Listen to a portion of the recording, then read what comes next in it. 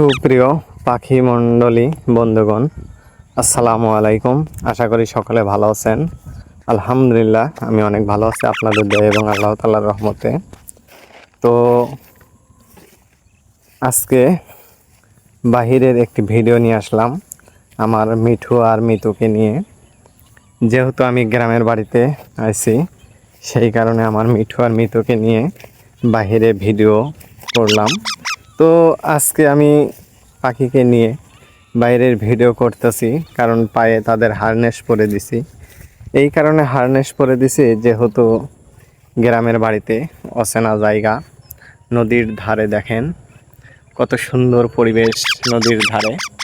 তো এই নদীর ধারে আসলাম পাখিকে নিয়ে, কারণ পাখিকে সৌন্দর্য জায়গায় রাখতে পারলে এবং গাছের উপর রাখতে পারলে তাদের অনেক ভালো হয়। তো সেই কারণে নিয়ে আসলাম আমার পাখিকে, মিঠু আর মিতুকে নিয়ে আসলাম। না মিঠু, মিঠু। তো পিছনের পরিবেশটা দেখলে দেখেন কত সুন্দর দেখা যাইতেছে, যেহেতু নদীর ধারে আসলেও সুন্দর লাগে। তো আপনাদের কাছে এই ভিডিওটা দেখলে কেমন লাগবে তো জানি না, তবে যদি কমেন্টে জানান তাহলে বুঝতে পারবো যে আসলে গ্রামের দৃশ্য কত সুন্দর, তা কমেন্টের মাধ্যমেই জানতে পারবো। তো যার কাছেই আমার এই ভিডিওটা যাবে, দয়া করে কমেন্টে জানাবেন যে আসলে গ্রামের দৃশ্য দেখতে কত সুন্দর। তো কমেন্টেই জানাবেন। মিঠু, মিতু, কি হয়েছে? মিঠু আর মিতু এই পাশে না, কি সুন্দর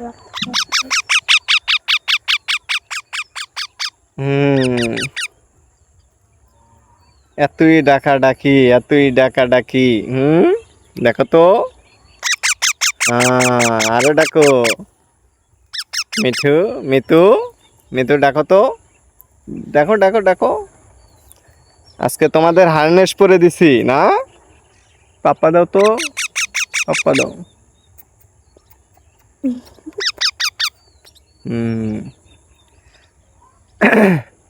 তো বন্ধুরা, যারাই পাখি পালন করবেন তারা সুন্দরভাবে যদি তাদেরকে লালন পালন করতে পারেন, তাহলে দেখবেন আপনার কাছে সব সময় থাকবে, অ্যাক্টিভ থাকবে।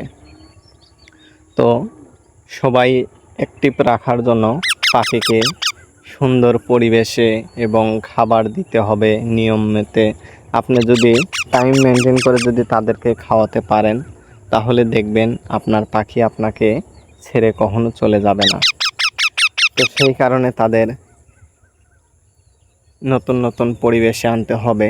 শুধু আপনি যদি ঘরের মধ্যে থেকেই যদি ভিডিওগুলো করেন, তাহলে দেখবেন যে তারা বন্দি কারাগারে থাকে সেইভাবে। আজকে দেখেন তাদেরকে আমি নিয়ে এসেছি নদীর কিনারায়।